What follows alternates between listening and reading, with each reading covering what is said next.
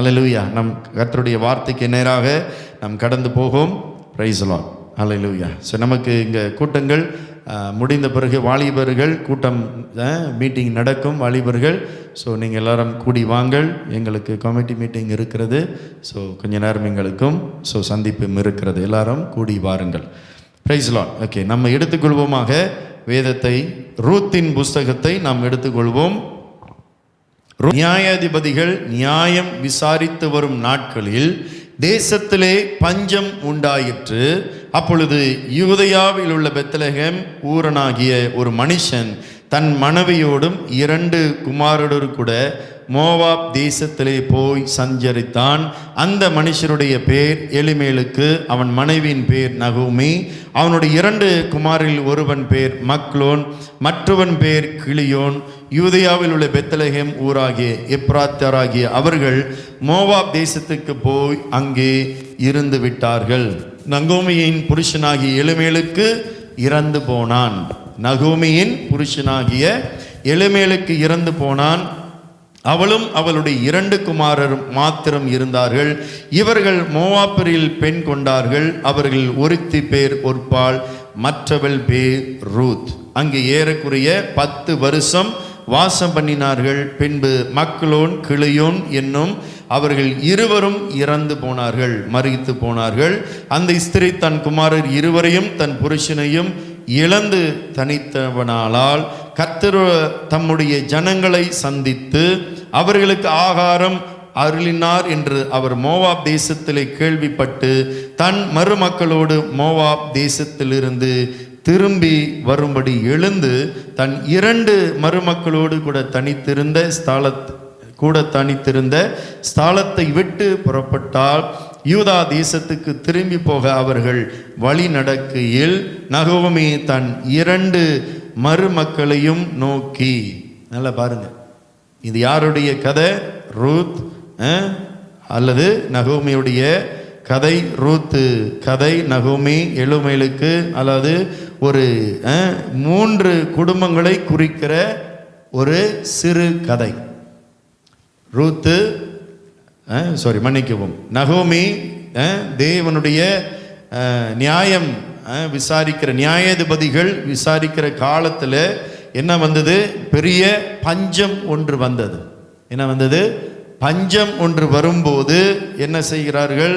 இந்த குடும்பம் அப்படியே போய் 2 பையன்கள், நகோமி அவருடைய ஹஸ்பண்ட், எல்லாரும் மோவாப் தேசத்துக்கு போய் 10 வருஷம் அங்கே போய் தங்கி இருக்கிறார்கள். 10 வருஷம் தங்கி இருக்கும்போது 3 பேரும் இறந்து போகிறார்கள். அவர்கள் திருமணம் ஆகிறார்கள். 2 பையன்களும் ஒப்பிராள், ரூத் என்று சொல்லி 2 பேரை, ஒர்பாள் என்று சொல்லி ரூத் என்று சொல்லி 2 பேரை திருமணம் செய்கிறார்கள். அவர்கள் 2 பேரும் இறந்து போகிறார்கள். அவருடைய தகப்பனும் இறந்து போகிறார்கள். எல்லாரும் இப்போ என்னவா இருக்கிறார்கள்? விதவியாக, ஒன்றாக, அப்படி என்றால் சிங்கிள் மாதராக, அப்படி 3 அப்படி நின்று கொண்டு இருக்கும்போது தேவன் மறுபடியும் இஸ்ரவேல் தேசத்தை சந்தித்தார். அங்கு மறுபடியும் ஆசீர்வாதம் வந்திருக்கிறது என்று சொல்லி 10 வருடத்துக்கு பிறகு ஆசீர்வாதம், நன்மை வந்திருக்கிறது என்று சொல்லி நகோமி கேள்விப்பட்ட உடனே அவள் 2 மருமக்களையும் கூட்டிக் கொண்டு நாம் பெத்லகேம் போவோம் என்று சொல்லி அந்த சொல்லுகிற நேரத்தில் அவள் என்ன சொல்லுகிறார்? 2 மருமக்களை நோக்கி, நகோமி தன் 2 மருமக்களையும் நோக்கி, நீங்கள் இருவரும் உங்கள் தாய் வீட்டுக்கு திரும்பி போங்கள். மரித்து போனவர்களுக்கும் எனக்கும் நீங்கள் தயவு செய்தது போல கர்த்தர் உங்களுக்கும் தயவு செய்வாராக என்று சொல்லி 2 பேரையும், யார? ஒர்பாள் மற்றும் ரூத்தை நகோமி பார்த்து என்ன சொல்றாங்க? 2 பேரும் உங்களுடைய ஹஸ்பண்ட் போயிட்டாங்க, என்னுடைய ஹஸ்பண்டும் இறந்துட்டாரு. ஸோ நீங்கள் 2 பேரும் உங்களுடைய அம்மா அப்பா வீட்டுக்கே போங்க, உங்களுடைய தாய் வீட்டுக்கே நீங்கள் போங்க, அதுதான் நல்லது. நான் மறுபடியும் என்னுடைய தேசத்துக்கே போகிறேன் என்று சொல்லி நகோமி சொல்லும்போது என்ன நடக்கிறது அப்படி என்றால், அதில் ஒர்பாள் என்ன செய்கிறாள்? நான் போக மாட்டேன் என்று சொன்னாலும் பிறகு நகோமி வற்புறுத்தும் போது, இல்லை, நீங்கள் போகதான் வேண்டும், நீங்கள் போய் உங்களுடைய தேசத்தில் அல்லது உங்களுடைய தாய் வீட்டில் போய் மறு திருமணம் பண்ணி கொள்ளுங்கள் என்று சொல்லி நகோமி சொன்னபோது ஒர்பாள் என்ன செய்கிறாள்? சரி என்று சொல்லி ஒருபாள் நகோமியை விட்டு கடந்து போகிறாள். ஒருபாள் என்ன செய்கிறாள்? ஒரு மருமகள் நகோமியை விட்டு சரி பாபாய் மாமி என்று சொல்லி அவள் நகர்ந்து போகிறாள். ஆனால் ரூத்து என்ன செய்கிறாள் என்று சொல்லி படிப்போமா? 14வது வசனத்தை படிப்போமா? அப்பொழுது அவர்கள் சத்தமிட்டு அதிகமாய் அழுதார்கள். 2 பேரும் சத்தமிட்டு அழுதார்கள். ஒருபாள் தன் மாமியை முத்தமிட்டு போனாள். தன் மாமியை முத்தமிட்டு போய்விட்டாள். அடுத்தது ரூத்தோ அவளை விடாமல் பற்றி கொண்டாள். அவளை விடாமல் பற்றி கொண்டாள். இதுதான் ரூத்துக்கு இனியும் வரப்போகிற ஆசீர்வாதம். பிரைஸ் தி லார்ட், அல்லேலூயா. ரூத்து எல்லாவற்றையும் இள வயதிலே இழந்தவள். எல்லாவற்றையும் இள வயதிலே அவள் இழந்தவள். ஆனால் ரூத்து நினைத்தா அவங்களுடைய அம்மா அப்பாவுடைய வீட்டுக்கே போயிருக்க முடியும். எங்கள் அம்மா அப்பா வீட்டுக்கு போனால், பழைய இடத்துக்கே மறுபடியும் போனால் எனக்கு எல்லா நன்மையும் எனக்கு எல்லா ஆசீர்வாதையும் எனக்கு கிடைக்கும் என்று சொல்லி ரூத்து நினைத்தால் போக முடியும். அவள் காரணம் என்ன? நகோமி அவளுங்கள் 2 பேரையும் விடுதலை பண்ணிட்டாங்க. அப்படி என்றால் 2 பேரையும் ரிலீஸ் பண்ணிட்டாங்க. நீங்கள் 2 பேரும் தாராளமாக போகலாம். ஒருபாள் முத்தம் கொடுத்து மாமிக்கு பாபா என்று சொல்லி போய்விட்டாள்.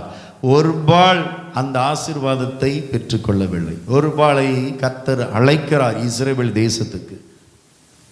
அந்நிய தேசம் மோவாப் என்பது என்ன தேசம்? இஸ்ரவேல் தேசம் கிடையாது, அந்நிய தேசம். தேவனை அறியாத ஜனம், கர்த்தரை அறியாத ஜனம். இந்த ஒருபாளுக்கு ஆண்டவர் நகோமி மூலியமாக ஆண்டவர் ஒரு வாய்ப்பை கொடுக்கிறார். ஆனால் ஒருபாள் இழந்தாள்.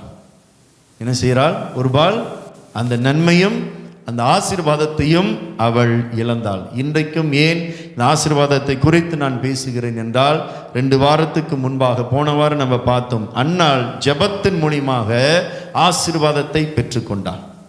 அன்னாள் ஜெபத்து மூலியமாக ஆசீர்வாதத்தை பெற்றுக்கொண்டால். அதுக்கு முந்தின வாரம் என்ன பார்த்தோம்? தாய் தகப்பனை யார் கன பண்ணுகிறார்களோ கர்த்தர் அவர்களை ஆசீர்வதிப்பார் என்று சொல்லி, யார் மனம் திரும்புகிறார்களோ யாக்கோபை போல கர்த்தர் அவர்களை ஆசீர்வதிப்பார். அதுக்கு முந்தின வாரங்கள் நம்ம பார்க்கும்போது, யார் தேவனுடைய கட்டளைகளை கை கொண்டு நடப்பார்கள் என்றால் கர்த்தர் அவர்களை உன்னதத்திலே மகிமையிலும் அவர் ஆசீர்வதிப்பார் என்று சொல்லி நாம் உபாகமம் 28ஆம் அதிகாரத்தில் அந்த ஆசீர்வாதத்தை வார்த்தைகளை நாம் பார்த்தோம். பிரைஸ் தி லார்ட், அல்லேலூயா. ஆசீர்வாதம் எப்படி வருகிறது என்று சொல்லி இந்த தொடர் கதையாக இன்றைக்கும் இந்த ரூத்துக்கு எப்படி ஆசீர்வாதம் வருகிறது. ஒருபாள் இந்த ஆசீர்வாதத்தை அவர் பெற்றுக்கொள்ள முடியவில்லை, அவர் அந்த ஆசீர்வாதத்தை இழந்தாள். ஆனால் ரூத்தோ என்ன செய்கிறாள்? ரூத்தோ அவளை விடாமல் பற்றி கொண்டாள். ரூத்து இந்த வேதத்தில் யாருக்கு அடையாளம்? பரிசுத்த ஆவியானவருக்கு அடையாளம். ரூத்து யாருக்கு அடையாளம்? உங்களுக்கும் எனக்கும் சபைக்கு அடையாளம். Price the Lord. ரூத்துடைய கணவர் பிறகு வருவார். யார் அவரு? போவாஸ். போவாஸ் யாருக்கு அடையாளம்? இயேசு கிறிஸ்துவுக்கு அடையாளம். இதுதான் இந்த ரூத்தருடைய சரித்திரம். சரித்திரத்துக்குள்ளாக இதுக்குள்ளாக ஆவிக்குரிய அர்த்தங்கள் உள்ளது. இதுக்குள்ளாக இயேசுடைய மகிமை உள்ளது. இதுக்குள்ளாக இயேசுக்கும் சபைக்கும் உள்ள ஆண்டவர் நன்மையை இதுக்குள்ளாக ஆண்டவர் நிறைய வார்த்தைகள் வைத்திருக்கிறார். ஒவ்வொரு வார்த்தையும் நான் போவேன் என்றால் இந்த வருஷம் முழுவதும் இந்த ரூத் புஸ்தகம் மூலியமாக பிரசங்கம் செய்ய முடியும். அவ்வளவு ரகசியங்களை 4 அதிகாரத்தில் ஆண்டவர் வைத்திருக்கிறார். எத்தனை அதிகாரம்? 4 அதிகாரத்தில் கிறிஸ்துவும் சபையும் பரிசுத்த ஆவியினுடைய மகிமையும் எப்படி இருக்கும், இந்த ரூத் எப்படி நன்மையும் ஆசீர்வாதத்தை அவர் பற்றி கொண்டாள். காரணம் என்ன? அவள் இடைவிடாமல் நகோமியை அவள் உண்மையாக பற்றி கொண்டாள். எப்படி பற்றி கொண்டாள்? உண்மையாக. ஒருபாளும் அழுதாள் தான், ரூத்தும் அழுதாள். ஆனால் ஒருபாள் அழுது கொஞ்ச நேரம் தான், அந்த அழுவ கொஞ்ச நேரம் தான், அந்த மனம் திரும்புதல். சில பேர் அப்படிதான் கொஞ்ச நேரம் தான் மனம் திரும்பி அழுது ஆண்டவர் சமூகத்தில் ஒரு பால் போல, ஓகே பாபாய் ஆண்டவரே, ஆவியானவரே பாபாய், பிறகு பார்ப்போம். அதோட ஒரு பாலுக்கும் நகோமிக்கும் சம்பந்தமே இல்லை, எந்த ஒரு உறவும் பற்றி வேதத்தில் இல்லை. ஆனால் ரூத் என்ன செய்தால், இன்றைக்கு சபை என்ன செய்ய வேண்டும்? நகோமியை அவள் பற்றி கொண்டது போல, இடைவிடாமல் பற்றி கொண்டது போல, இன்றைக்கு சபையானது ஒரு பாலை போல கடந்து போகாமல், பாபாய் சொல்லாமல், அழுது கொஞ்ச நேரம் மனஸ்தாபப்பட்டு அப்படி போவதில்லை வாழ்க்கை. ரூத்து மனஸ்தாபப்பட்டால், அழுதாள், ஆனாலும் நகோமியை அவள் இடைவிடாமல் பற்றி கொண்டாள். இன்றைக்கு சபை ஆவியானவரை இடைவிடாமல் பற்றி கொண்டு இருக்க வேண்டும். பிரைஸ் தி லார்ட், அல்லேலூயா. நகோமி யாருக்கு அடையாளம்? ஆவியானவருக்கு அடையாளம். இதுதான் உண்மை. இந்த ரூத் என்ன செய்தால், ஒப்பரால் செய்கிறது போல நான் செய்ய மாட்டேன். நான் உண்மையாக நான் வருந்துகிறேன், ஆனாலும் என்னுடைய மாமி தனியாக நான் விட மாட்டேன். என் மாமிக்கு நான் கடைசி வரைக்கும் உண்மையாக இருப்பேன். நான் போய்விட்டேன் என்றால் என்னுடைய மாமி தனியாக இருப்பாளே என்று சொல்லி ரூத்துக்கு இருக்கிற என்ன காரியம்? அவள் உண்மையாக அவள் நகோமியை நேசித்தாள். இன்றைக்கு சபை உண்மையாக பரிசுத்த ஆவியானவரை நேசிக்க வேண்டும். நீங்களும் பரிசுத்த ஆவியானவர் வேண்டும் என்று சொல்லி இந்த ரூத்தை போல நீங்களும் வாஞ்சிக்க வேண்டும், விரும்ப வேண்டும். இந்த ரூத்து விடாமல் பற்றி கொண்டது நிமித்தமே இனியும் அவளுடைய வாழ்க்கையிலே ஆசீர்வாதம் தான், பயங்கரமான ஆசீர்வாதம், கொஞ்ச நெஞ்ச ஆசீர்வாதம் அல்ல. புதிய ஏற்பாடில் மெத்தி புஸ்தகத்தில் ரூத்து பேர் போடப்படும். போவாஸ் ஆகிய மனைவி ரூத் என்று சொல்லி. ஏன் ரூத்து பேரை போட வேண்டும்? கர்த்தர் பழைய ஏற்பாடிலும் அவருடைய பெயரை கனப்படுத்துகிறார், புதிய ஏற்பாடிலும் அவருடைய பெயர் கனப்படுத்த வேண்டும் என்று சொல்லி ஆவியானவராலே அந்த பெயர் எழுதப்பட்டு இருக்கிறது. ஒரு நபருடைய பெயர் வேதத்தில் அவ்வளவு சுலபமாக ஆவியானவர் எழுத வைக்க விட மாட்டார். தீமை செய்தவர்களை பற்றியும் எழுதப்பட்டு இருக்கிறது, ஆனால் நன்மை செய்கிறவர்களை பற்றி மிக குறைவாக எழுதப்பட்டு இருக்கும். உங்களுக்கு தெரியுமா? ஜோர்தான் நதியை கடந்து போகும்போது 4 பேர் உடன்படிக்கை பெட்டியை அவர்கள் கால்கள் வைத்த உடனே ஜோர்தான் நதி ஆறு, பெரிய ஆறு, அந்த நதி பின்னிட்டு திரும்பினதாம். 4 லேவியர்கள், ஆசாரியர்கள் லேவியர்கள் தான் அந்த உடன்படிக்கை பெட்டியை சுமந்து போக வேண்டும். 4 பேர் கால்கள் வைத்த உடனே தண்ணீர் பின்னிட்டு போனது. ஆனால் அந்த 4 பேருடைய பெயர் வேதத்தில் இல்லை. அந்த 4 பேருடைய வேதத்தில் இல்லை. எவ்வளவு பெரிய அற்புதம்! நாங்கள் தான்ப்பா முத காலை வச்சோம். ஆண்டவர் சொன்னார், ஜோசுவா மூலியமா சொன்னார், உண்மை. ஆனாலும் உடன்படிக்கை பெட்டி எடுத்துக்கொண்டு போனது யாரு? லேவியர்கள், நாங்கள் தான். நாங்கள் கால்கள் வைத்த உடனே தண்ணி 2 பக்கமாக பின்னிட்டு நின்றுதான். அப்படி என்றால் என்ன? ஆண்டவர் அங்கே நிப்பாட்டிட்டார் அணையை. அப்படியே தண்ணியை நிப்பாட்டி தண்ணி ஓடி வந்துக்கிட்டே இருக்கும். அந்த தண்ணியை ஆண்டவர் நிப்பாட்டிட்டார், பின்னிட்டு போனதாம். ஆனால் அவர்களுடைய 4 பெயர் இல்லை. ஆனால் இன்றைக்கு இந்த ரூத் பெயர் எங்க இருக்கிறது? பழைய ஏற்பாடிலும் இருக்கிறது, புதிய ஏற்பாடிலும் இருக்கிறது. இதுதான் கர்த்தருடைய சபை மேல் இருக்கிற நேசம். இந்த நேசத்தை சபை இன்றைக்கும் புரிந்து கொள்ளவில்லை. இந்த ரூத் மூலியமாக ஆண்டவர் இன்றைக்கு நமக்கு சொல்லுகிறார். என்னது? நகோமியை அவள் பற்றி கொண்டாள். இன்றைக்கு சபை பரிசுத்த ஆவியானவரை விரும்ப வேண்டும். நீங்களும் நன்மையான ஆசீர்வாதத்தை. இந்த ரூத் கடைசியுடைய அவளுடைய வாழ்க்கை எங்கே போய் முடிகிறது? திருமணத்தில் போய் முடிகிறது. எங்கே போய் முடிகிறது? திருமணம். நடுவில் இருக்கிறதுலாம் நிறைய இருக்கிறது காரியம். சபையில் நம்ம எப்படி இருக்கணும், எப்படி நடந்துக்கணும், எல்லாம் இந்த 2ஆம் அதிகாரம் 3ஆம் அதிகாரத்தில் எல்லாம் எழுதப்பட்டு இருக்கிறது. இவ என்ன செய்தால், ரூத் நகோமியை பின்பற்றது நிமித்தம், இடைவிடாமல் அவரை பற்றி கொண்டது நிமித்தம், இன்றைக்கு எந்த சபை, எந்த வாழ்க்கை, உங்களுடைய எந்த நபர் நீங்கள் ஆவியானவரை பின்பற்றுகிறீர்களோ உங்களுடைய கடைசி முடிவு கிறிஸ்து வரும்போது அவரும் உங்களை திருமணம் செய்வார். அதுதான் சபை மறு திருமணம். மணவாளன் வருகிறார், மணவாட்டி சபை ஆயத்தமாக இருக்க வேண்டும். உங்களையும் என்னையும் இன்றைக்கு கடைசி காலத்திலே முதலிலே ஆயத்தப்படுத்துகிறவர் தான் இந்த ஆவியானவர். ஆவியானவர் இல்லாமல் நானும் நீங்களும் இந்த உலகத்தில் இந்த ரூத்து போல போய் போவாசை கண்டு கொள்ள முடியாது. ஆவியானவர் இல்லாமல் நானும் நீங்களும் கிறிஸ்து இயேசுவை பற்றி கொள்ள முடியாது, கண்டு கொள்ள முடியாது.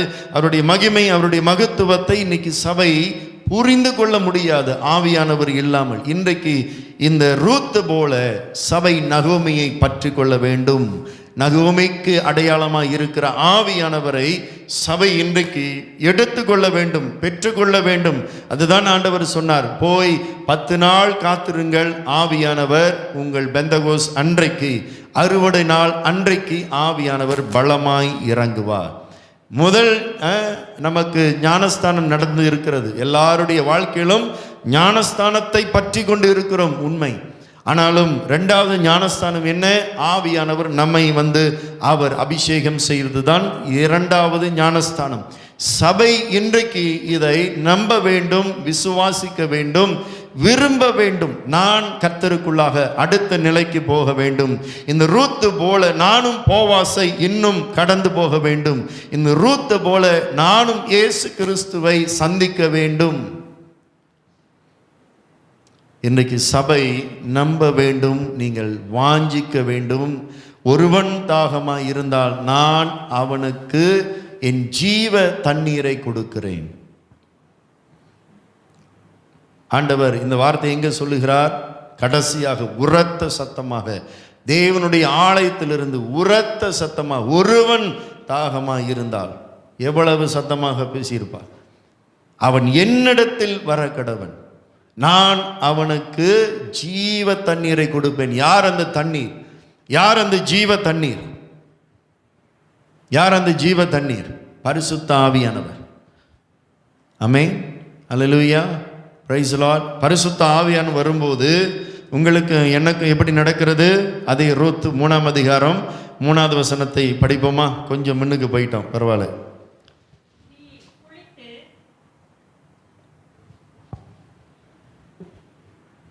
நீ குளித்து எண்ணெய் பூசி. குளிப்பது என்றால் என்ன? அதுதான் இன்றைக்கு உங்களோட வாழ்க்கையில, என் வாழ்க்கையில ஏற்பட்ட ஞானஸ்தானம். குளியல் எங்கு நடந்தது? சீனாய் மலையிலே. கர்த்தர் வரப்போகிறார், உங்களை நீங்கள் பரிசுத்தப்படுத்திக் கொள்ளுங்கள். இன்றைக்கும் நாளைக்கும் உங்களை நீங்கள் பரிசுத்தப்படுத்திக் கொள்ளுங்கள். 3வது நாளிலே சீனாய் மலையிலே தேவன் இறங்கி வரப்போகிறார். உங்களை நீங்கள் சுத்திகரித்துக் கொள்ளுங்கள், பரிசுத்தப்படுத்திக் கொள்ளுங்கள், குளித்து சுத்தமாக இருங்கள். அப்படி என்றால் குளித்து, யாரு சொல்லுகிறார்? ரூத்தை பார்த்து நகோமி சொல்லுகிறார். இந்த வசனம் யாரை பார்த்து யாரு சொல்றா? ரூத்தை பார்த்து. இன்னைக்கு சபையை பார்த்து ஆவியானவர் என்ன சொல்றாரு? நீ குளித்து, நீ முதலில் ஞானஸ்தானம் எடுக்க வேண்டும். ஞானஸ்தானம் என்பது முழுமையான மனம் திரும்புதல். இந்த ரூத்துக்கு முழுமையான ஒரு மனம் திரும்புதல் இருந்தது. அவள் அழுதாள், ஒருபாள் அழுதாள், ஆனால் போய்விட்டாள். இன்னைக்கு நிறைய பேர் அழுதுட்டு இயேசு எனக்கு வேணும், நன்மை வேணும் என்று சொல்லி பாபாய் சொல்லுகிறவர் நிறைய பேர் இருக்கிறார்கள். யார் கடைசி வரைக்கும் ரூத்து போல இருக்க போகிறார்கள்? இந்த ரூத் நகோமியை பற்றி கொண்டது நிமித்தம் இந்த நகோமி ரூத்துக்கு கற்றுக் கொடுக்கிறாங்க. இப்ப நீ குளித்து எண்ணெய் பூசி. எண்ணெய் பூசி என்பது என்ன? அதுதான் ஆவியானவர் உங்களுக்கு கொடுக்கிற அபிஷேகம். அடுத்தது ரட்சிப்பாகிய வஸ்திரங்களை உடுத்திக் கொண்டு. இந்த வஸ்திரம் எதுக்கு அடையாளம்? ரட்சிப்புக்கு அடையாளம். நமக்குள்ளாக ஆண்டவர் வந்திருக்கிறார், உள்ளுக்கு இருக்கிறார்.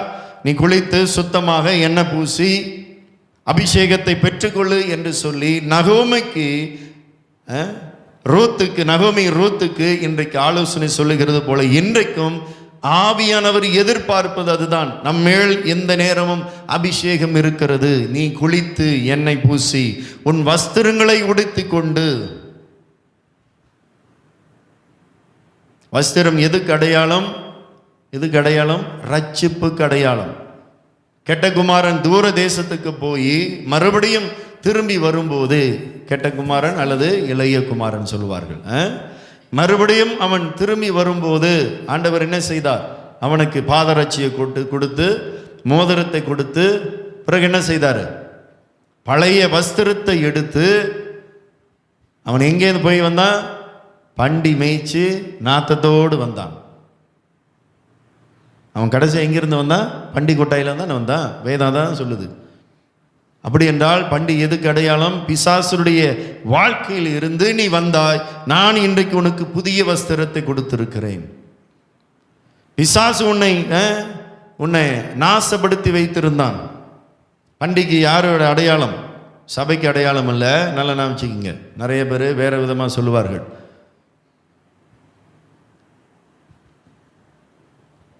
ஆண்டவர் இன்னொரு வார்த்தையும் சொல்வார், முத்துக்களை பன்றிகளுக்கு முன்பாக போடாதிருங்கள். யாருக்கு அது? பிசாசுக்கு போடாதிருங்கள் ஆண்டவர் சொல்றார். பிசாசுக்கு முன்பாக நல்ல வார்த்தைகளை, முத்தான வார்த்தைகளை நீ போடாத. அது அவனுக்கு அவசியமே இல்லை. ஏன்னா அவன் ஒரு பண்டின்றார். பண்டினா நாத்த பிடிச்சது, அது அசிங்கமானது. எவ்வளவு கழுவி நீங்கள் சுத்தமாக வச்சாலும் பண்டி மறுபடியும் எங்கே போவோம்? அது அழுக்கு தான் தேவை. முழுக்க முழுக்க ஆதிலிருந்து அழுக்காக இருந்தவன் தான் ஆண்டவர் இந்த பன்றியை ஒப்பாக, பிசாசுக்கு ஒப்பாக சொல்லுகிறார். பிசாசுடைய வாழ்க்கையை போல இந்த கெட்ட குமாரன் தூர தேசத்துக்கு போய் பன்றி கொட்டாயில் உட்கார்ந்து அவன் சட்டை எல்லாம் நாரி போய், அப்படி என்றால் என்ன? அவனுடைய வாழ்க்கை மோசமான வாழ்க்கையாக இருந்தது என்று சொல்லி கர்த்தர் அடையாளம் காண்பிக்கிறார். அப்படியாப்பட்ட இருந்த வாழ்க்கையை இன்றைக்கு கர்த்தர் என்ன செய்கிறார்? அதிகாரம் என்னும் மோதிரத்தை கொடுத்து, பாதரட்சியை கொடுத்து, பூட்ஸை கொடுத்து, அடுத்தது என்ன செய்கிறார்? பழைய வஸ்திரத்தை கழட்டி புதிய வஸ்திரத்தை கர்த்தர் நமக்கு கொடுத்திருக்கிறார். அதுதான் ரட்சிப்பின் மகிமை. இந்த ரட்சிப்பை கொடுத்ததுனால தான் சபை இன்றைக்கும் துதிக்குது, ஜெபிக்குது, ஆராதிக்குது. எதனால நம்ம ஆராதிக்கிறோம்? எதனால இயேசுவை இன்றைக்கு தேடி வரும்? ரட்சிப்பு என்பது கர்த்தர் இயேசு நம்ம உள்ளத்துல பதிஞ்சிட்டார், வந்துட்டார். யாரு உங்களையும் என்னையும் இயேசு கிறிஸ்து விட்டு இழுத்தது? இந்த நகோமி தான், இந்த ஆவியானவர் தான். ஆவியானவர் இல்லாமல் ஒருவரும் இயேசுவின் இடத்துல போக முடியாது. ஆவியானவர் உங்களுக்குள்ளாக வராவிட்டாலும் அவர் வெளியே இருந்து உங்களுக்காக கிரியை செய்வார், பேச முடியும், உங்களை இழுக்க முடியும். காரணம் என்ன? நானும் நீங்களும் இந்த உலகம் படைப்பதற்கு முன்பாக முன்குறிக்கப்பட்டவர்கள், அழைக்கப்பட்டவர்கள், தாயின் கர்ப்பத்திலே தெரிந்து கொள்ளப்பட்டவர்கள். சபை இது நல்ல விளங்கிக்கணும். எத்தனையோ பேருக்கு சுவிசேஷம் போகிறது, ஆயிரக்கணக்கான பேருக்கு சுவிசேஷம் போகிறது. எல்லாரும் திருச்சபைக்கு வந்து விட்டார்களா? இல்லை. நானும் நீங்களும் இன்றைக்கு திருச்சபையிலே அமர்ந்திருந்து தேவனுடைய வார்த்தையை கேட்டு இயேசு கிறிஸ்துவை உள்ளாக ஏற்றுக்கொண்டு இன்றைக்கு அவருக்குள்ளாக இருப்பது எத்தனை மகிமையான பாக்கியம். அப்ப இந்த பாக்கியத்தை சபை அடுத்த நிலைக்கு போக வேண்டும். குளிப்பது என்றால் என்ன? பழைய காரியத்தை எல்லாம் விட வேண்டும். எண்ணெய் பூசப்பட வேண்டும், அபிஷேகம் பண்ணப்பட வேண்டும். வஸ்திரத்தை ஆண்டவர் கொடுத்துட்டாரு, ரட்சிப்பை ஆண்டவர் கொடுத்துட்டாரு. அடுத்த நிலைக்கு எங்க போன சபை? இப்ப எண்ணெய் பூசப்பட வேண்டும், சபை அபிஷேகம் பெற வேண்டும். அதுதான் நான் முன்கூட்டியே சொன்னது போல, உங்கள் மேல் இருக்கிற அபிஷேகம் அது உங்களுக்கே தெரியாது. நிறைய பேர் கற்றுக் கொடுத்துட்டாங்க. என்னன்னு? அந்நிய பாஷை பேசினாதான் ஆவியானவர் நமக்குள்ளாக இருக்கிறார் என்று சொல்லி. அது 100% பொய். 100% பொய்.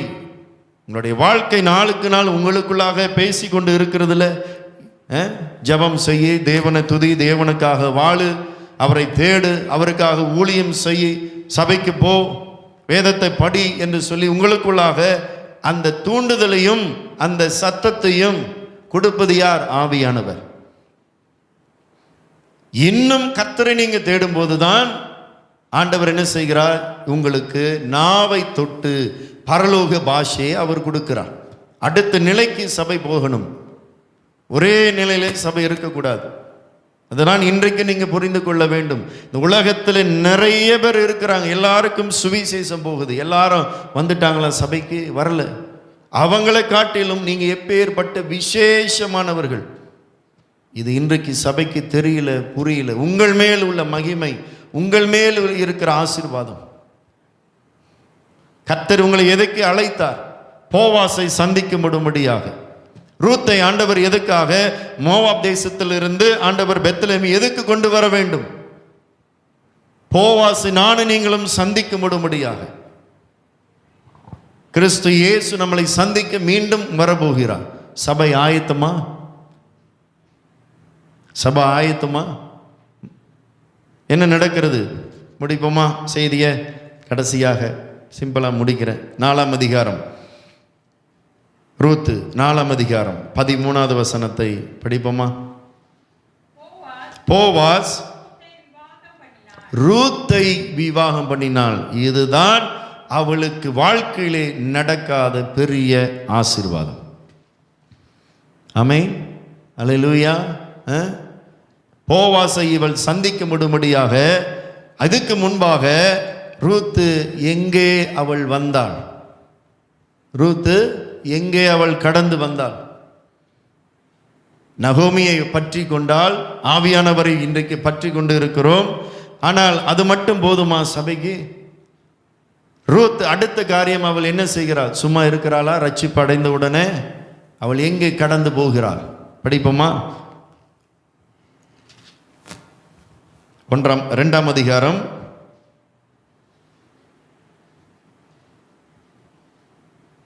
2வது வசனம் 2-3 படிப்போமா? மோவாப் ஆகிய ஸ்திரியான ரூத் என்பவள் நகோமியை பார்த்து, நான் வயல்வெளிக்கு போய் யாருடைய கண்களில் எனக்கு தயை கிடைக்குமோ அவர் பிறகே கதிர்களை பொறுக்கி கொண்டு வருகிறேன் என்றால், அதற்கு இவள், என் மகளே போ என்றாள். இன்றைக்கும் கதிர்களை பொறுக்கும்படியாக, கதிர்களை எடுக்கும்படியாக. இந்த கதிர் எதுக்கு ஒப்பாக சொல்லப்படுகிறது? தேவனுடைய வார்த்தைக்கு ஒப்பாக சொல்லப்படுகிறது. சத்தியத்துக்கு, வேத வசனத்துக்கு ஒப்பாக சொல்லப்படுகிறது. அவள் சும்மா இல்லை, மாமி வீட்டுக்கு வந்து அவள் சும்மா இல்லை, நான் போய் கதிர்களை பொறுக்கி கொண்டு வருகிறேன். காரணம், அவளுக்குள்ளாக, அவங்க வீட்டுக்குள்ளாக இருக்கிற பஞ்சம். இந்த பஞ்சம் எதை குறிக்கிறது? ஆவியானவரை பெற்றுக்கொண்டாலும் இன்றைக்கும் ஆவிக்குரிய வாழ்க்கை ஒரு பஞ்சமாக தான் இருக்கிறது. உயர்ந்த அடைக்கலத்துக்கு போகிறோமா? உயர்ந்த மகிமைக்குள்ளாக போக முடிகிறதா? இல்லை. இந்த உயர்ந்த மகிமைக்குள்ளாக போவதுக்கு தான் இந்த ரூத் என்ன செய்கிறாள்? கதிர்களை நான் போய் பொறுக்கி கொண்டு வருகிறேன். தேவனுடைய வார்த்தையை நான் எடுத்துக்கொள்ள வேண்டும். என்னுடைய பஞ்சம் கடந்து போக வேண்டும். பஞ்சம் என்றால் என்ன? தேவனுடைய சத்தத்தை கேட்க முடியல, வேதத்தை படித்தால் அவருடைய வார்த்தை கேட்பதுக்கு நமக்கு திருப்தி இல்லை. கிறிஸ்துவுக்குள்ளாக வாழ்வதற்குள்ளாக நமக்கு எந்த நன்மை இல்லாதது போல, ஒரு வெறுமையை போல இருக்கிறது தான் பஞ்சம்.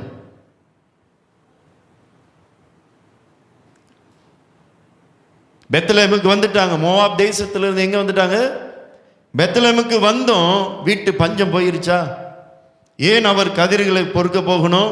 வீட்டில் அரிசி இல்லை, பருப்பு இல்லை, வீட்டில் பஞ்சம், வாழ்க்கையிலே பஞ்சம், ஆவிக்குரிய வாழ்க்கையிலே பஞ்சம். இந்த பஞ்சத்தை நானும் நீங்களும் போக்க வேண்டும் என்றால் யாருடைய வயலுக்கு வர வேண்டும்? போவாசுடைய வயலுக்கு வர வேண்டும். இவள் எந்த கதிர்களை, எந்த வயலுக்கு கதிர்களை பொறுக்க போகிறாள்? பார்லி. கதிர் என்பது பார்லி. ஏழை ஆனவர்கள் அவர்களை போய் ஓரத்தில் இருக்கிற கதிர்களை, அந்த பார்லியை அவர்களை போய் எடுத்துக்கொள்ள முடியும். இது தேவ சட்டம், பழைய ஏற்பாட்டின் சட்டம். இந்த பஞ்சத்தை இன்றைக்கு நானும் நீங்களும் போக்க வேண்டும். எப்பேற்பட்ட பஞ்சம் இருக்கிறது? தேவனை தேட முடியாத ஒரு பஞ்சம் இருக்கிறதா? பிசாசு நம்மளுடைய வாழ்க்கையை பிடித்து வைக்கிற ஒரு பஞ்சம் இருக்கிறதா? ஆவியானவருடைய சத்தத்தை கேட்க முடியாத ஒரு பஞ்சம் இருக்கிறதா?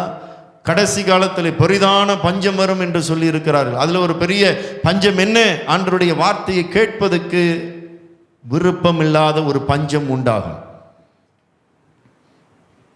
எத்தனை பேர் இந்த ரூத்து போல கதிர்களை பொறுக்கி போவதற்கு அல்லது எடுப்பதற்கு, கடந்து வருவதற்கு யாருக்கு மனம் இருக்கிறது? ரூத்து போகிறாள் கதிர்களை பொறுக்க. ஆனாலும் அவள் எங்கே போகிறாள்? யாருடைய அவள் தோட்டத்துக்கு அல்லது கதிர்களை பொறுக்கும்படியாக எந்த இதுக்கு நிலத்துக்கு அவள் போகிறாள்? படிப்போமா? அவள் போய் வயல்வெளியில் அறுக்கிறவர்கள் பிறகே பொறுக்கினாள். தற்செயலாய் அவளுக்கு நேரிட்ட அந்த வயல் நிலம் எலிமெலேக்கின் வம்சத்தனாகிய, மாமனாருடைய பேர் தான் எலிமெலேக்கின் வம்சத்தனாகிய, யாருடையது வயலுக்கு அவள் வந்தாள்? தற்செயல். நானும் நீங்களும் தற்செயலாய் வரவில்லை, அது தேவ சித்தம், தேவ செயல்.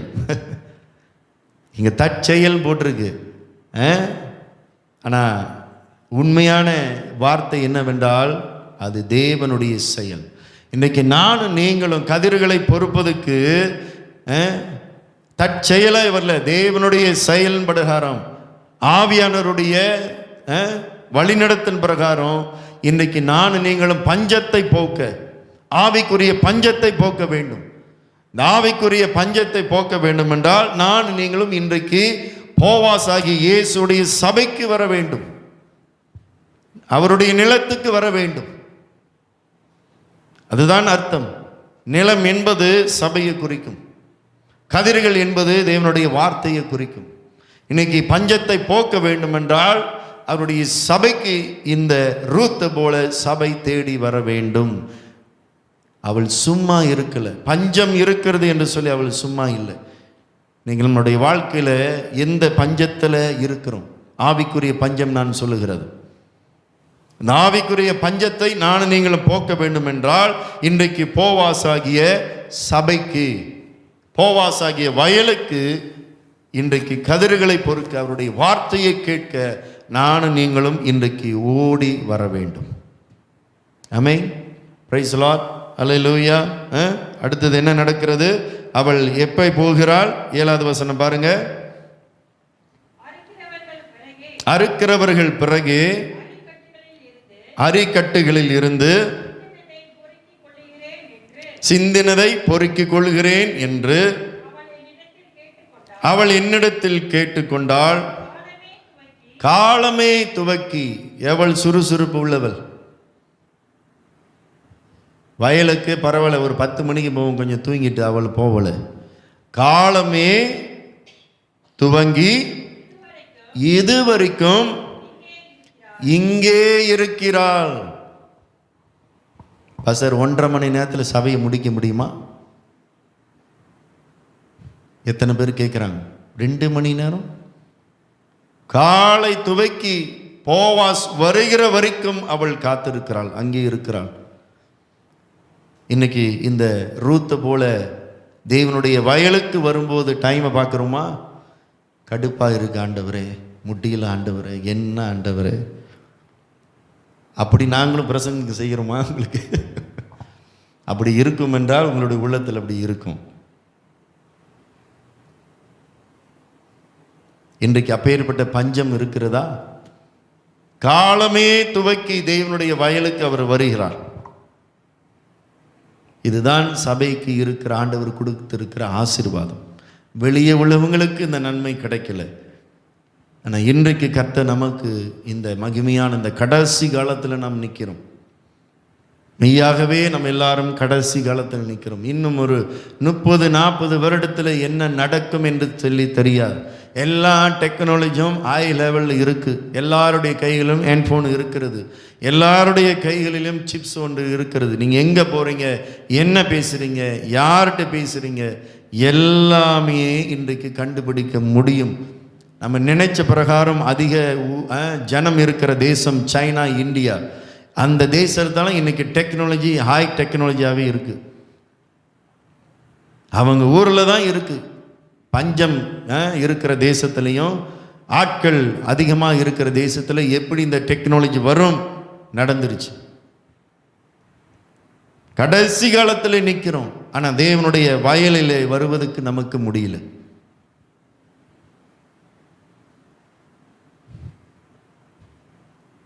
நேரத்தை பார்க்குறோமா, தூரத்தை பார்க்குறோமா? இன்றைக்கும் வராங்க, நீலாயிலேருந்து வராங்க, சந்தோஷம். கப்போங்கிலேருந்து வராங்க, அங்கிள் செந்தூர்லேருந்து வராரு, லுக்கியிலிருந்து வரீங்க, எல்லாரும் தூரத்துலேருந்து வரீங்க, சந்தோஷம். கர்த்தர் பார்க்க மாட்டாரா? இந்த போவாசருடைய வயலுக்கு வந்த பிறகு போவாஸ் பிறகு என்ன செய்கிறார்? எனக்கு எல்லாம் அறிவிக்கப்பட்டது, ரூத்தே உன்னை பற்றி எனக்கு எல்லாம் அறிவிக்கப்பட்டது, எல்லாம் எனக்கு அறிவிக்கப்பட்டது. நீ உன்னுடைய மாமியை நீ விடலை, நகோமியை நீ விடலை, எல்லாம் எனக்கு சொல்லப்பட்டது. இது நிமித்தமே நான் உனக்கு தயவு செய்கிறேன், இது நிமித்தமே நான் உனக்கு நன்மை செய்கிறேன். நகோமியும் நகோமுடைய கணவரும் இவங்க எல்லாமே சொந்தக்காரங்க, போவாஸ் எல்லாமே சொந்தக்காரங்க. அதனால அவருக்கு செய்தி எல்லாம் வந்துவிடும். நானும் நீங்கள் நினைக்க வேணாம், இயேசுவை எனக்கு ஒன்றும் தெரியாது என்னை பற்றி அப்படி என்று. ரூத்து எல்லாமே ஒன்றை பற்றி எனக்கு சொல்லப்பட்டு இருக்கிறது. ஆவியானவர் உங்களுக்கும் எனக்கும் பெருமூச்சில் அடங்காமல் விண்ணப்பம் செய்கிறாரா வேதம் சொல்லுகிறது. யாரு உங்களுக்காக எனக்காக விண்ணப்பம் செய்வது யாரு? சொல்லப்படுவது யாரு? இங்கிருந்து இயேசுவுக்கு செய்தி அனுப்புவது யாரு?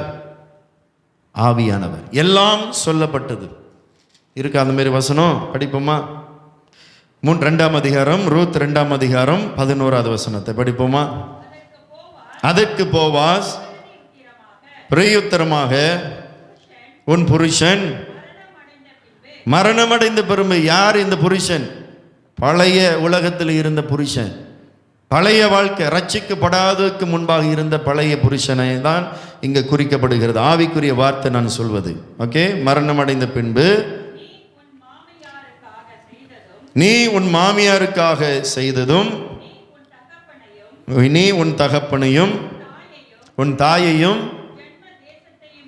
உன் ஜென்ம தேசத்தையும் விட்டு சகலத்தையும் கிறிஸ்துவுக்காக எல்லாவற்றையும் விடுகிறீர்களே. கிறிஸ்து எனக்கு ஜீவன், சாவு எனக்கு ஆதாயம். கிறிஸ்துவுக்காக எல்லாவற்றையும் நான் அற்பமாக எண்ணுகிறேன். பவுல் எண்ணினார்ல, பவுல் சொன்னார்ல, கிறிஸ்துவுக்காக எல்லாவற்றையும் நான் அற்பமாக எண்ணினேன். இந்த நகோமி, இந்த ரூத் என்ன செய்தால், தன் தாய் வீட, தகப்பன் வீட அவள் விரும்பல. நகோமி, ரூத் நானும் நீங்களும் நினைக்கிற மாதிரி சாதாரண ஒரு பெண் வீட்டு, ஏழ்மை வீட்டு பிள்ளை அல்ல. இன்றைக்கு ஆராய்ச்சியாளர் சொல்லுகிறார்கள் அவளும் ஒரு அரசன் வீட்டிலே பிறந்தவள் என்று சொல்லி. அவளுக்கு எல்லாம் செல்வாக்கும் அவளுடைய வீட்டில் இருந்தாலும் அதையெல்லாம் அவள் தள்ளிவிட்டு இன்றைக்கு கிறிஸ்துவை அடைய முடியும்படியாக, ஆமென், எதெல்லாம் நீங்க நன்மை என்று சொல்லி நினைத்தீர்களோ இந்த உலகம், அதெல்லாம் கிறிஸ்துவுக்காக குப்பையாக நீங்க தள்ளுகிறீர்களோ. எத்தனை காரியம் sacrifice பண்ணியிருப்பீங்க, எத்தனை காரியம் தியாகம் செஞ்சிருப்பீங்க. அதுதான் இங்க போவாஸ் ரூத்திட்ட சொல்றார். கர்த்தருக்கு தெரியாதா நீங்க செய்த தியாகம்? ஆண்டவருக்கு தெரியாதா? எல்லாம் அறிவார், அதுக்கு ஏற்ற நன்மையை நான் தருவேன் ஆண்டவர் சொல்லுகிறார். தியாகம் செய்வதனால நாம் குறைந்து போவதில்லை. ஏற்ற நேரம், ஏற்ற காலத்தில் உங்களுக்கு தெரியாமலே கர்த்தர் நன்மையானதை வைத்திருப்பார். அதுதான் உலகத்துக்கு, நானும் நீங்களும் இந்த உலகத்துக்கு பிறந்தவர்கள் அல்ல, கிறிஸ்துவுக்குள்ளாக பிறந்தவர்கள். இந்த உலகத்தை எவ்வளவுக்கு எவ்வளவு விடுகிறீர்களோ குப்பையாக, எதுவும் அது என்னை ரட்சிக்காது, அது எதுவும் என்னை தேவனுக்குள்ளாக கொண்டு போகாது, அதுக்கும் எனக்கும் சம்பந்தம் இல்லை, நான் இந்த உலகத்தின் பிள்ளை அல்ல, நான் கிறிஸ்துவின் பிள்ளை என்று சொல்லி இந்த ரூத் போல எல்லாவற்றையும் விட்டு தியாகம் செய்கிற வரும்போது கர்த்தர் அறியவில்லையா? கர்த்தர் இங்க சொல்லுகிறார், நீ எல்லாம் விட்டு வந்ததை தியாகம் செய்தது எனக்காக நான் அறிவேன். அதுதான் இந்த வசனம். ஏன் இந்த இந்த இந்த ரூத்து சரித்திர புஸ்தகத்தில் ஒவ்வொரு வார்த்தையும் எதுக்காக எழுதப்பட்டு இருக்கிறது முடியுமா? ஆவியானவர் துணை இல்லாமல் இந்த வசனங்கள் எல்லாம் ஒருவரும் எழுத முடியாது. இன்னைக்கு அரை மணி நேரத்தில் நானும் நீங்களும் இதை படித்து முடிக்க முடியும்.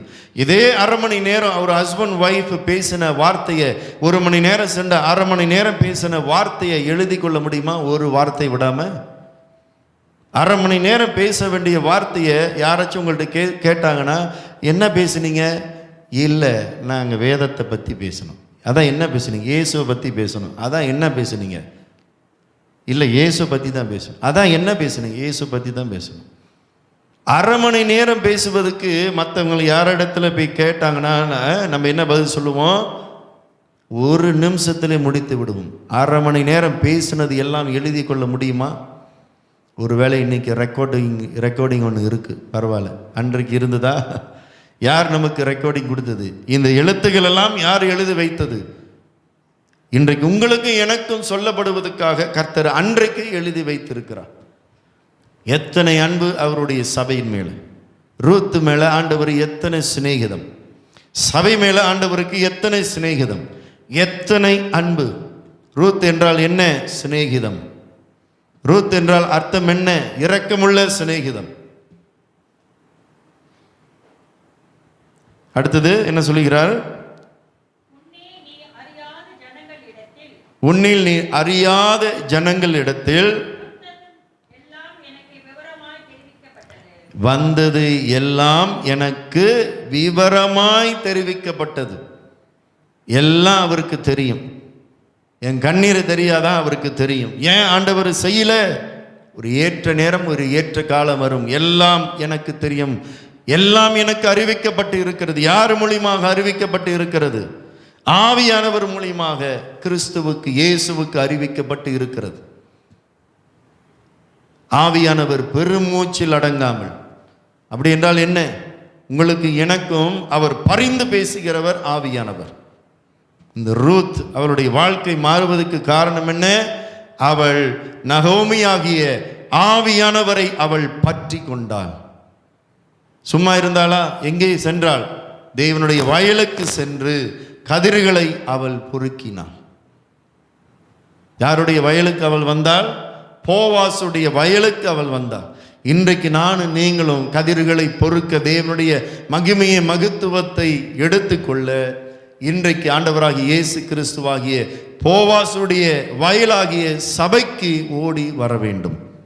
நம்ம எல்லாம் சபையிலே நாட்டப்பட்டவர்கள், நடப்பட்டவர்கள். அதுதான் சொல்லுகிறேன். வெளியே உள்ள ஜனம் கிறிஸ்துவை அறியும், ஆனால் இன்றும் சபைக்கு வரல. எத்தனை பாக்கியத்தை கர்த்தர் உங்கள் மேலே, என் மேலே வைத்திருக்கிறார்.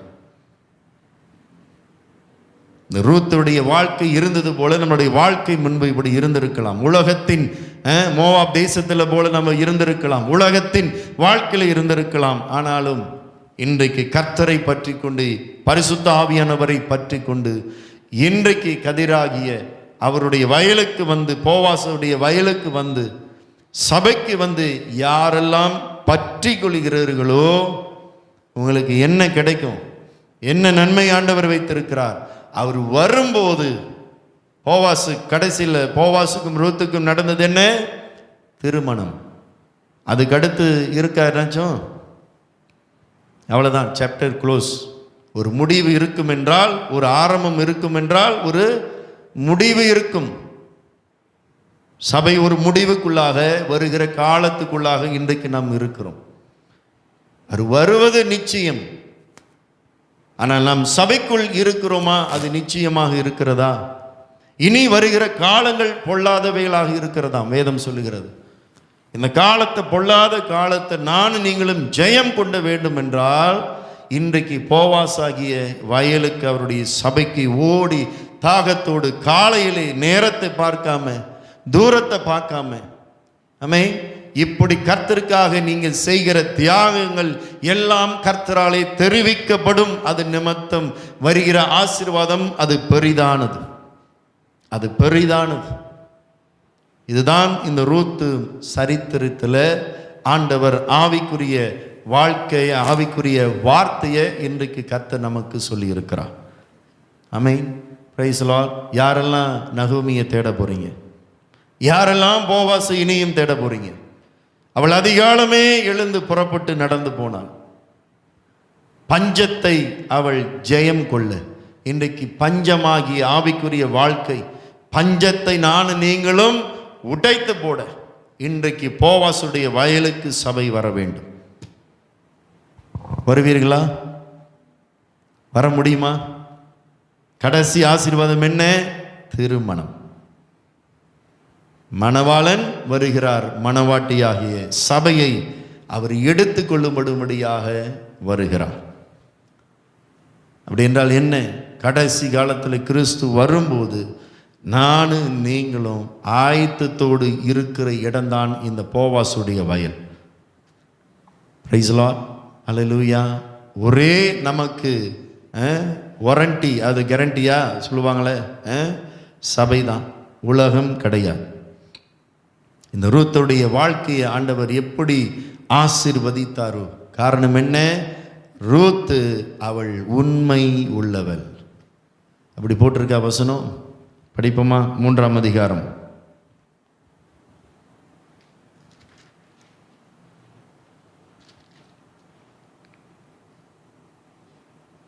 10வது வசனத்தை படிப்போமா? ரூத் 3ஆம் அதிகாரம் 10வது வசனம். அதற்கு அவன், மகளே, நீ கர்த்தரால் ஆசீர்வதிக்கப்படுவாயே. போவாஸ் ரூத்தை பார்த்து சொல்லுகிறார் பாருங்க. நீ தரித்திரரும் ஐஸ்வர்யவான்களுமான பணக்காரர்களுமான வாலிபர்களின் பிறகே போகாததினால் உன் முந்தின நற்குணத்தை பார்க்கிலும் உன் பிந்தின நற்குணம் உத்தமம் என்றால் உண்மையாயிருக்கிறது. இன்றைக்கு எத்தனை பேர் இந்த ரூத்து போல உண்மையாக கர்த்தரை தேடுவீர்களோ, ஆமென், நீங்கள் எல்லாரும் ஆசீர்வதிக்கப்படுவீர்கள். ஆமென். அல்லேலூயா. நீதிமொழி சொல்லுகிறது. கடைசியாக படிப்போமா? நீதிமொழிகள் 28ஆம் அதிகாரம் 20வது வசனம்.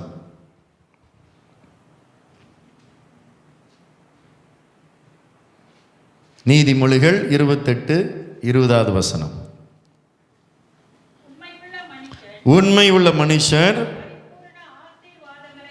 ஓகே, உண்மை உள்ள மனுஷன் பரிபூர்ண ஆசீர்வாதங்களை பெறுவான். ரூத்துடைய உண்மை எங்கு இருந்தது?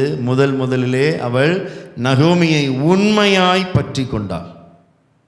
அவளுக்குள்ளாக இருந்தது என்ன? உண்மை, உத்தமம். இன்றைக்கு எல்லா வகையிலும் யாரு உண்மை உள்ளவர்களாக இருக்கிறீர்களோ, நீங்கள் எல்லாம் பரிபூர்ணத்தினாலும் ஆசீர்வதிக்கப்படுவீர்கள். எங்கே இந்த ஆசீர்வாதம் கிடைக்கும்? போவாசுடைய வயலுக்கு வந்தால் கிடைக்கும். எங்கே இந்த பஞ்சம் போகும்? போவாசுடைய வயலுக்கு இன்றைக்கு வர வேண்டும். வருவீர்களா?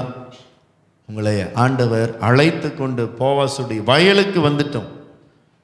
ஆனால் இனியும் சபை எதை பெற்றுக்கொள்ள வேண்டும்? பரிபூர்ணமான ஆசீர்வாதத்தை சபை பெற்றுக்கொள்ள வேண்டும் என்றால் எல்லா வகையிலும் கர்த்தருக்காக இன்றைக்கு உண்மையாக வாழ வேண்டும். உண்மையுள்ள மனுஷன் சகல பரிபூர்ணமான ஆசீர்வாதங்களை அவன் பெற்றுக்கொள்வான். Price the Lord. அல்லேலூயா. ஆமென். நான் நம்புகிறேன் இன்றைக்கு கர்த்தர் உங்களோடு பேசியிருப்பார். நம்ம வெளியே உள்ள வயலுக்கு போக வேண்டாம். வெளியும் வயல் இருக்கு, நிறைய இருக்கு. அந்த கதிர்கள் இன்றைக்கு நமக்கு நன்மையை கொடுக்காது. வெளியே உள்ள வயல்கள் இன்றைக்கு நமக்கு நன்மையை கொடுக்காது. அது ஒரு காலம், ஒரு நேரத்துக்கு சந்தோஷத்தை கொடுத்து பிறகு அது கண்ணீரை கொண்டு வரும். உலகம் பிறகு கண்ணீரை கொண்டு வரும். இதுதான் உண்மை. ஆனால் கர்த்தருடைய சபைக்கு கதிர்களை நானும் நீங்களும் உண்மையாக தேடி வரும்போது ரூத்து போல எல்லா வகையிலும் பரிபூர்ண ஆசீர்வாதத்தினால கர்த்தர் உங்களை ஆசீர்வதித்து இன்னும் ஆசீர்வதிப்பார்.